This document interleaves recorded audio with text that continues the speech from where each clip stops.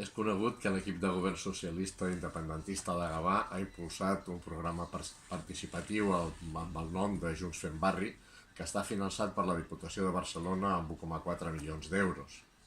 Des de Ciutadans vam preguntar a la Diputació per l'estat d'aquests ajuts i, per sorpresa nostra, ens van dir que no consta ni siquiera la formalització dels preacords de la mesa de negociació, ni siquiera la presentació de cap sol·licitud de pròrroga per cap de les actuacions pendents de formalitzar.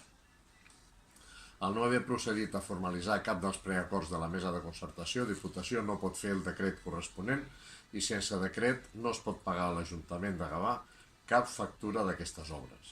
Des de Ciutadans ens preguntem com, si han executat i pagat algunes obres del Pla Junts Fem Barri, per què ni tan sols s'ha iniciat el procés per tal que Diputació n'aboni la subvenció. Estem parlant d'1,4 milions d'euros, no és una xifra baladí. Veiem un cop més com el PSC deixa pendents ajuts que podria haver cobrat, que governa per inèrcia, sense un projecte concret i que no s'avança a futures oportunitats que millorin l'estat de la ciutat.